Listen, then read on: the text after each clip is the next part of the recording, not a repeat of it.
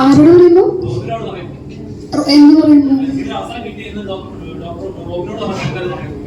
ഞാൻ പറഞ്ഞ മൂവിയിൽ പാട്ട് പാടാൻ ഒരു അവസരം കിട്ടി എന്ന് പറഞ്ഞു. അപ്പൊ ആൾക്ക് സന്തോഷമായി. ആ സപ്പോർട്ടാണ്. അപ്പൊ സോങ് റെക്കോർഡ് ചെയ്യുന്ന സമയത്ത് ആള് വന്നിട്ടുണ്ടായിരുന്നു കാണാൻ വേണ്ടിട്ട്. സിനിമ ഞാനിപ്പോ പാട്ട് ഫിലിമിൽ പാടണമെന്ന് ഡ്രീം ആയിരുന്നു എന്നാണ്.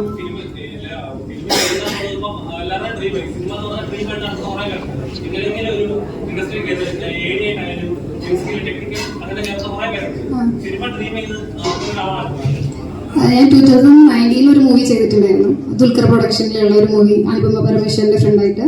അതിനുശേഷം തെലുങ്കിലും തമിഴിലും 3 ഫിലിംസിൽ ഹീറോയായിട്ട് അഭിനയിച്ചു 2021. ഇനി മലയാളത്തിലൊരു മൂവി ചെയ്യണമെന്ന് ആഗ്രഹമുണ്ട്. അത് നല്ലൊരു പ്രൊജക്ട് വരികയാണെങ്കിൽ ചെയ്യും.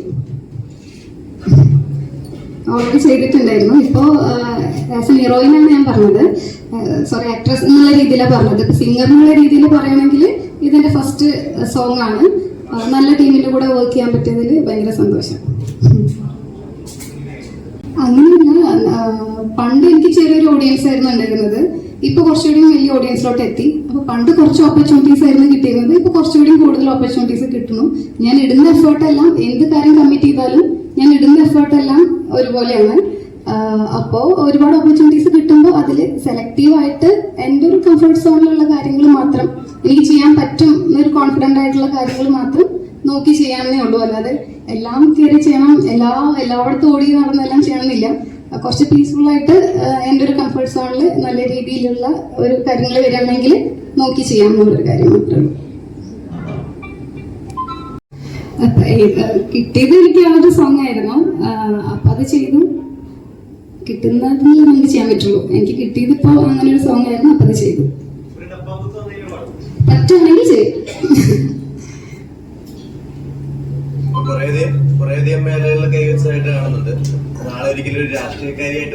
ഇല്ല, ഒരിക്കലും ഇല്ല.